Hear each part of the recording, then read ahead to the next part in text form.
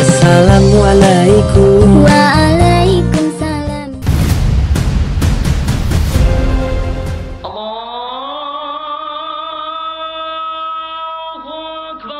দেখি উঠি, আজান হচ্ছে।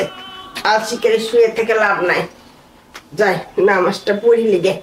মানুষ এমনি ঠান্ডার জ্বালায় বাঁচছে না, তুই অজু করতে গেলে তো ঠান্ডা লেগে যাবে। এত শীতের ভিতর তো নামাজ পড়ার দরকার নাই। জানিস না বটতলার ওখানে 20 জন মারা গেছে, শুয়ে পড়, মরবি নাকি?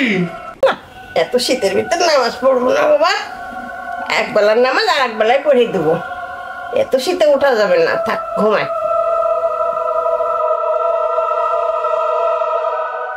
এই তো আমার শিকারি হয়ে গিয়েছে। ঘুমা ঘুমা।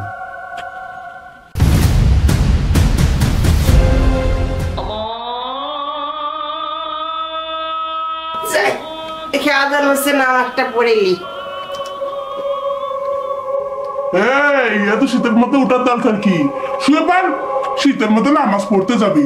তুই এখন অজু করতে গেলে তো লেগে যাবে তোর ঠান্ডা। আর তুই অত ইমানদার বান্ধিও না যে তোর এখন নামাজ পড়তে হবে।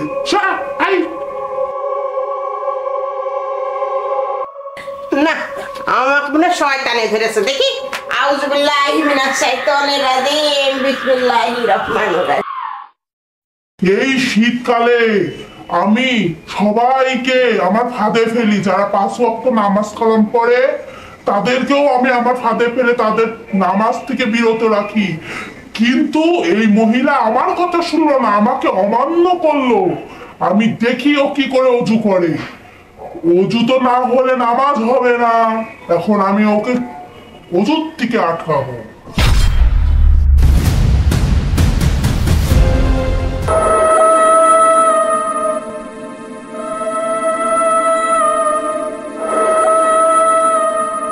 ওরে বাবা, এত ঠান্ডা পানি, এই পানি দিয়ে কোনোদিন অজু করা যায় না? বাবা পরে নামাজ পড়বো, যাই বাবা লেপের ভিতর যে ঢুকি গে।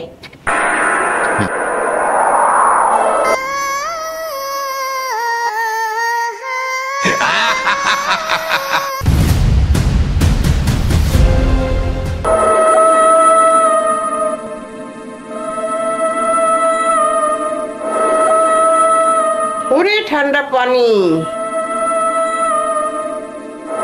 যতই ঠান্ডা হোক অজু তো করতেই হবে, নামাজ পড়তে হবে। আমি যদি নামাজ না পড়ি তাহলে তো আল্লাহ আমার প্রতি খুব অসন্তুষ্ট হবে।